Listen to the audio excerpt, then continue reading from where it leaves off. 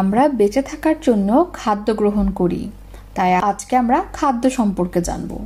বেঁচে থাকার জন্য আমাদের খাদ্য প্রয়োজন। পরিবেশের বিভিন্ন উদ্ভিদ এবং প্রাণী থেকে আমরা নানা রকম খাদ্যদ্রব্য পেয়ে থাকি। আমরা আমাদের পরিবেশে কি কি রয়েছে জানি। উদ্ভিদ থাকে, প্রাণী থাকে, এবং আমরা বেঁচে থাকার জন্য খাদ্যদ্রব্য কোথা থেকে পাই? এই উদ্ভিদ এবং প্রাণী থেকে গ্রহণ করে থাকি। তাহলে উদ্ভিদ এবং প্রাণী হচ্ছে কি খাদ্যের উৎস। খাদ্যের উৎসের মধ্যে কি রয়েছে? উদ্ভিজ্জ খাদ্যদ্রব্য। বেশিরভাগ খাদ্যই আমরা উদ্ভিদ থেকে পেয়ে থাকি। উদ্ভিদ থেকে প্রাপ্ত বিভিন্ন ধরনের খাদ্যের মধ্যে রয়েছে শাকসবজি, ফল, খাদ্যশস্য এবং ডাল। তাহলে উদ্ভিজ্জ খাদ্যদ্রব্য বলতে আমরা কি বুঝতে পারছি? উদ্ভিদ থেকে যে খাদ্যগুলো আমরা পেয়ে থাকি তাই হচ্ছে কি উদ্ভিজ্জ খাদ্যদ্রব্য। এখানে আমরা বিভিন্ন ধরনের উদ্ভিজ্জ খাদ্যদ্রব্য দেখতে পাচ্ছি। তার মধ্যে রয়েছে কি শাক, বিভিন্ন ধরনের সবজি, ফল, মূল, খাদ্যশস্য, ডাল। তাহলে এই সবই আমরা কি উদ্ভিদ থেকে পেয়ে থাকি। এগুলো হচ্ছে খাদ্যের উৎস। এখন আমরা প্রাণীজ খাদ্যদ্রব্য নিয়ে পড়ব। আমরা প্রাণী থেকেও বিভিন্ন ধরনের খাদ্য পেয়ে থাকি, যেমন মাছ, মাংস, ডিম এবং দুগ্ধজাত খাদ্যদ্রব্য। আমরা তাহলে এখানে প্রাণীজ খাদ্যদ্রব্য দেখতে পাচ্ছি। আমরা এখানে কি মুরগির মাংস দেখতে পাচ্ছি, মাছ দেখতে পাচ্ছি, দুধ দেখতে পাচ্ছি, ডিম দেখতে পাচ্ছি। এছাড়া দুগ্ধজাত খাদ্যদ্রব্য মানে কি? দুধ থেকে তৈরি হয় যে সকল খাদ্যদ্রব্য তাদেরকে বলা হচ্ছে কি দুগ্ধজাত খাদ্যদ্রব্য, যেমন চিজ, পনির, মাখন।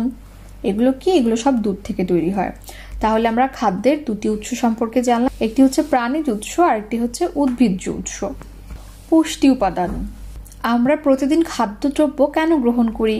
আমাদের শরীর কর্মক্ষম রাখার জন্য, প্রতিদিনে কাজ করার জন্য আমাদের শক্তি প্রয়োজন। সেই শক্তি আমাদের কোথা থেকে আসে? খাবারের পুষ্টি উপাদান থেকে আসে। আমরা এখানে বিভিন্ন ধরনের খাবারের ছবি দেখতে পাচ্ছি। শর্করা, আমিষ, চর্বি, ভিটামিন ও খনিজ লবণ। তাহলে এই পুষ্টি উপাদানের জন্য আমাদের সব ধরনের খাবার গ্রহণ করতে হবে। এখন আমরা তাহলে শর্করা, আমিষ, চর্বি, ভিটামিন, খনিজ লবণ সম্পর্কে জেনে নিই। খাদ্য থেকে আমরা বিভিন্ন পুষ্টি উপাদান পেয়ে থাকি। 5 ধরনের পুষ্টি উপাদান রয়েছে, যেমন শর্করা, আমিষ, চর্বি, ভিটামিন এবং খনিজ লবণ। এই সকল পুষ্টি উপাদানের পাশাপাশি পানিও আমাদের দেহের জন্য গুরুত্বপূর্ণ। পানি ছাড়া আমরা এক মুহূর্ত বাঁচতে পারবো না। পানি আমাদের খাদ্যদ্রব্য পরিপাকে সাহায্য করে। আমাদের শরীরের বেশিরভাগ অংশই হচ্ছে পানি। আমরা এখন ভিটামিন সম্পর্কে জানবো। আমরা এখানে কিছু ভিটামিনের ছবি দেখতে পাচ্ছি। কি কি? Vitamin A, vitamin B complex, vitamin C, vitamin D, vitamin E, vitamin K. তাহলে সবগুলো ভিটামিন কিন্তু এক ধরনের খাদ্যদ্রব্যে পাওয়া যায় না।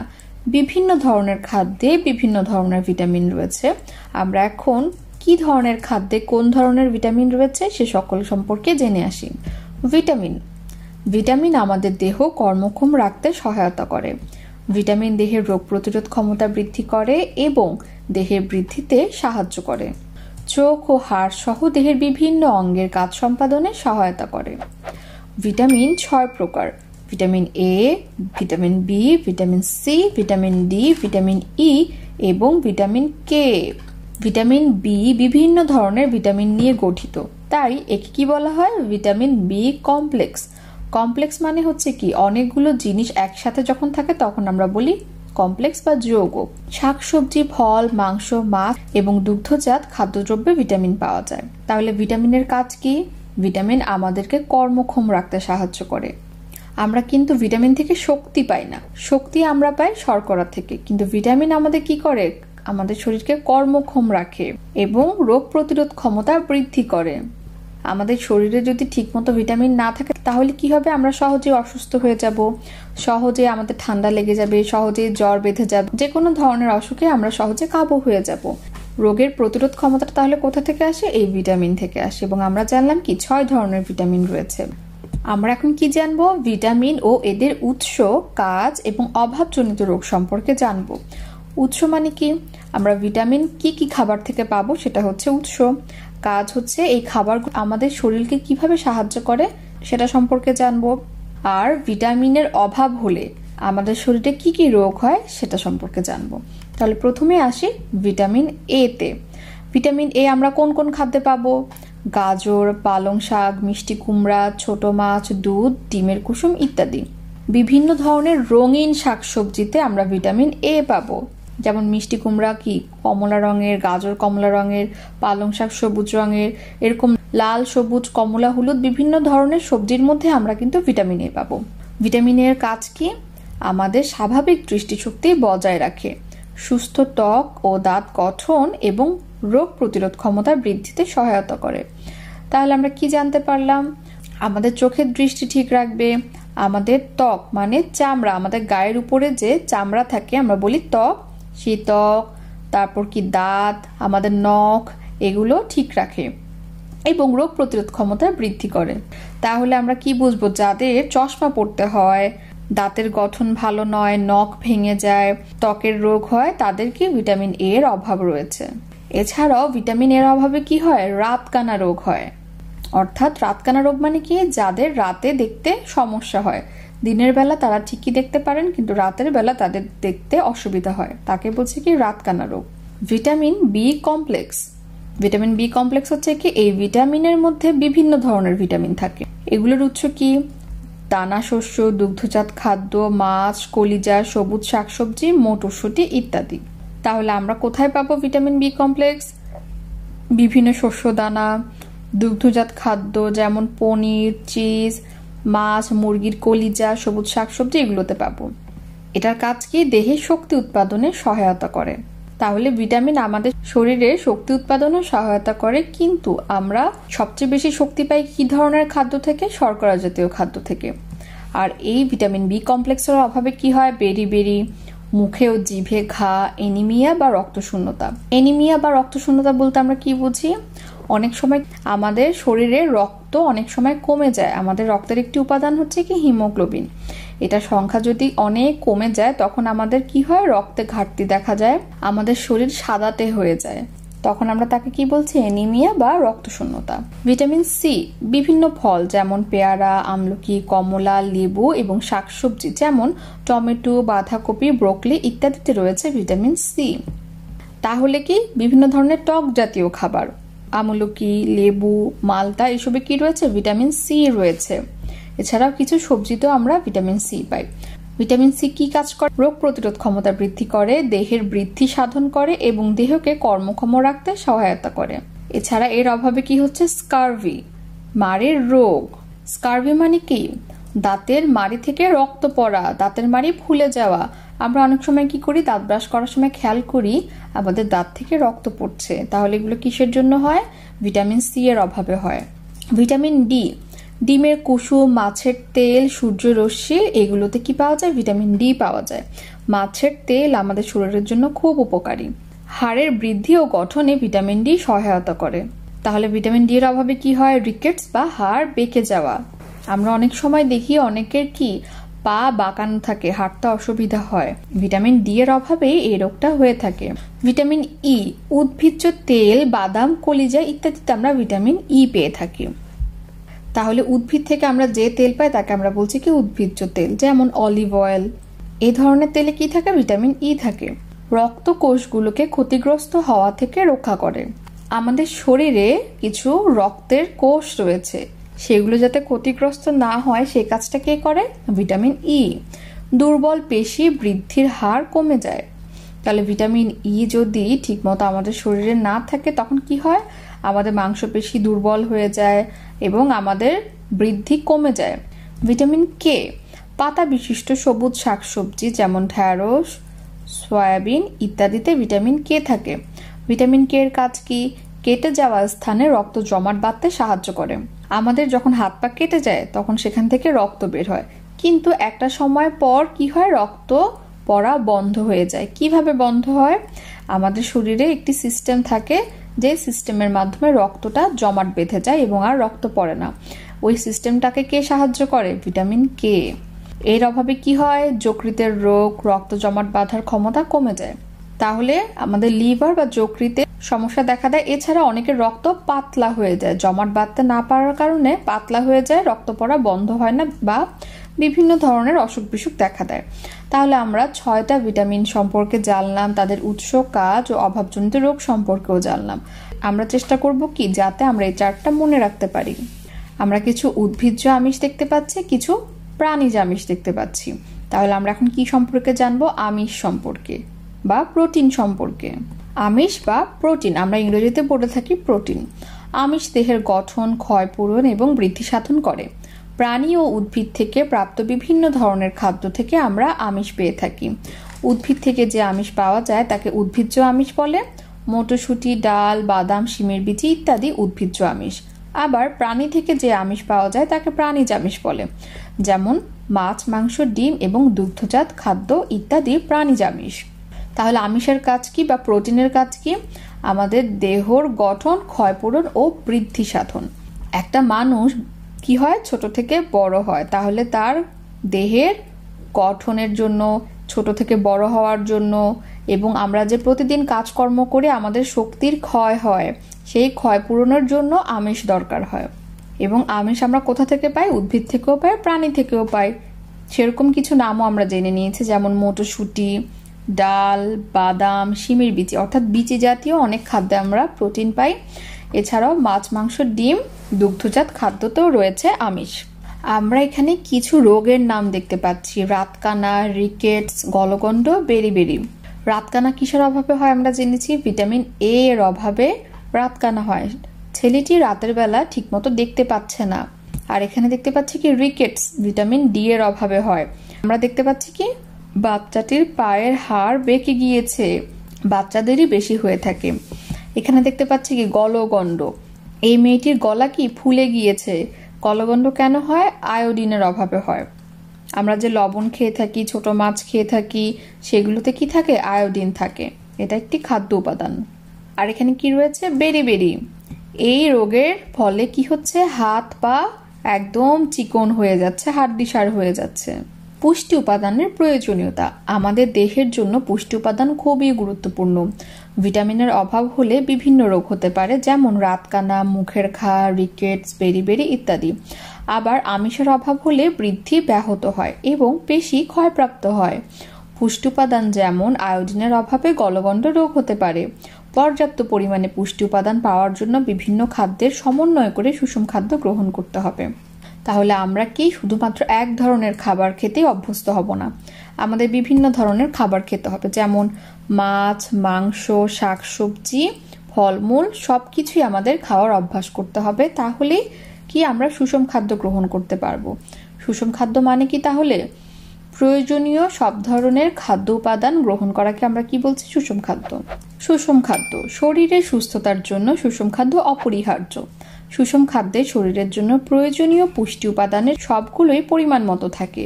সুস্থ থাকার জন্য প্রতিদিন সুষম খাদ্য গ্রহণ করতে হবে। তাহলে সুষম খাদ্যে কি সবগুলো প্রয়োজনীয় পুষ্টি উপাদানই পরিমাণ মতো থাকে। আমরা একটি কি সুষম খাদ্যর তালিকা দেখতে পাচ্ছি, যেখানে ফল, মূল, মাছ, মাংস, শাক, সবজি সব রয়েছে। আমরা এখানে খাদ্যে উদ্ভিজ্জ উৎস এবং প্রাণীজ উৎস সবই দেখতে পাচ্ছি। খাদ্য দল। সকল প্রকার খাদ্য 6টি দলের অন্তর্ভুক্ত। সুস্থভাবে বেঁচে থাকার জন্য প্রতিদিন সকল দল থেকে দেহের চাহিদা অনুযায়ী পরিমাণ মতো খাদ্য গ্রহণ করতে হবে। প্রতিটি খাদ্য দল থেকে বিভিন্ন ধরনের খাদ্যদ্রব্য গ্রহণ করে আমরা সকল প্রকার পুষ্টি উপাদান পেয়ে থাকি। সুষম খাদ্যে সকল প্রকার পুষ্টি উপাদান পরিমাণ মতো থাকে। আমরা সহজেই স্বল্প মূল্যের সহজলভ্য বিভিন্ন ধরনের খাবার থেকে সুষম খাদ্য বাছাই করতে পারি। তাহলে আমরা পৃথিবীতে যত ধরনের খাবারই দেখি না কেন, সবগুলো খাবার এই 6টি দলের অন্তর্ভুক্ত। 6টি খাদ্য দল এবং এগুলোর পুষ্টি উপাদান আমরা দেখতে পাচ্ছি। খাদ্য দলের মধ্যে ভাগ করা হয়েছে কি খাদ্যশস্য ও আলু, শাকসবজি, ফল, মাছ, মাংস এবং ডাল, দুগ্ধজাত খাদ্য, তেল এবং চর্বি। খাদ্যশস্য ও আলু এই খাদ্য দলের প্রধান পুষ্টি উপাদান হচ্ছে শর্করা। আর এই ধরনের খাদ্যদ্রব্য কি কি রয়েছে? চাল, গম, আলু, ভুট্টা ইত্যাদি। অর্থাৎ যে কোনো একটি খেয়ে আমরা শর্করা আমাদের শরীরে গ্রহণ করতে পারি। সবগুলো খেতে হবে এমন কোনো কথা নেই। যেমন আমরা দুপুরে ভাত খাই, ভাত খাওয়ার মাধ্যমে কি আমরা শর্করা গ্রহণ করে থাকি। আবার কেউ যদি ভাত না খেয়ে গমের রুটি খায় তাহলেও সে শর্করা গ্রহণ করবে। অথবা কেউ যদি আলু খায় সেও শর্করার ঘাটতি পূরণ করতে পারবে। আরেকটি খাদ্য দল হচ্ছে শাকসবজি। এই শাকসবজি খাদ্য দলের প্রধান পুষ্টি উপাদান হচ্ছে কি ভিটামিন ও খনিজ পদার্থ। এই দলে কি কি খাদ্য থাকতে পারে? ফুলকপি, শাকসবজি, গাজর, পেঁয়াজ, টমেটো, ঢ্যাঁড়স, মিষ্টি কুমড়া ইত্যাদি। তাহলে আমরা শাকসবজি খাওয়ার মাধ্যমে আমাদের শরীরে ভিটামিন এবং খনিজ পদার্থের অভাব পূরণ করতে পারি। এরপর রয়েছে ফল। ফলেও কি থাকে? ভিটামিন, খনিজ পদার্থ। তাহলে ফলের মধ্যে তো অনেক ফল রয়েছে, আমরা কিছু ফলের নাম পড়ি: আম, জাম, কাঁঠাল, কলা, আপেল, কমলা, আঙ্গুর ইত্যাদি। এরপর রয়েছে কি? মাছ, মাংস এবং ডাল। এই খাদ্য দলের প্রধান পুষ্টি উপাদান হচ্ছে আমিষ বা প্রোটিন। এই খাদ্যদ্রব্যগুলো কি? গরুর মাংস, মুরগির মাংস, মাছ, ডিম, বাদাম, মটরশুঁটি, ডাল ইত্যাদি। আমরা খেয়াল করলে দেখব যারা গরিব তাদের প্রতিদিন মাছ, মাংস, দুধ, ডিম খাবার সুযোগ হয় না। তখন তারা কি করবে? তারা কি তাহলে আমিষ খাবে না? তারা ডাল থেকে তাদের আমিষের অভাব পূরণ করতে পারে। তাহলে এই খাদ্য দলের মধ্যে দামি খাবারও রয়েছে, সহজলভ্য খাবারও রয়েছে। যে যেভাবে পারে সেভাবেই তার পুষ্টি উপাদানের প্রয়োজন মেটাবে। আরেকটি দলে রয়েছে দুগ্ধজাত খাদ্য, আর এখানে প্রধান পুষ্টি উপাদান হচ্ছে ক্যালসিয়াম, ভিটামিন। খাদ্যদ্রব্যগুলো কি? দুধ, পনির, দই, এই ধরনের খাদ্যদ্রব্য হচ্ছে কি এই দলের অন্তর্ভুক্ত। আমাদের হাড় গঠনে ক্যালসিয়াম খুবই গুরুত্বপূর্ণ। আরেকটি দল হচ্ছে তেল এবং চর্বি। এখানের প্রধান পুষ্টি উপাদান কি? চর্বি বা আমরা বলি ফ্যাট। খাদ্যদ্রব্যগুলো কি কি? ঘি, মাখন, সরিষার তেল, সয়াবিন তেল ইত্যাদি। তাহলে আমরা দেখতে পাচ্ছি কি খাদ্য দলও 6টি এবং আমাদের পুষ্টি উপাদানও 6টি। কি কি? শর্করা, আমিষ, চর্বি, ভিটামিন, খনিজ পদার্থ। তাহলে আমাদের প্রতিদিন খেয়াল রাখতে হবে যাতে আমরা সবগুলো উপাদানই সঠিক পরিমাণে গ্রহণ করতে পারি এবং তা যেন একটি সুষম খাদ্য হয়। একটি আদর্শ খাদ্য তালিকার ছবি দেখতে পাচ্ছি। আদর্শ খাদ্য তালিকা আমাদের প্রতি বেলার খাবারে প্রয়োজনীয় সকল পুষ্টি উপাদান রয়েছে কিনা তা নিশ্চিত করতে সহায়তা করে।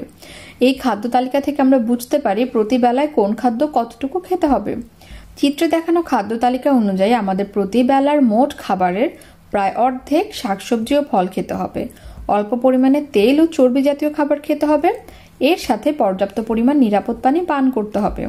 তাহলে একটি আদর্শ খাদ্য তালিকায় আমরা কি দেখতে পাচ্ছি? আমরা প্রতিদিন যতটুকু খাবার খাই তাকে ভাগ করা হয়েছে।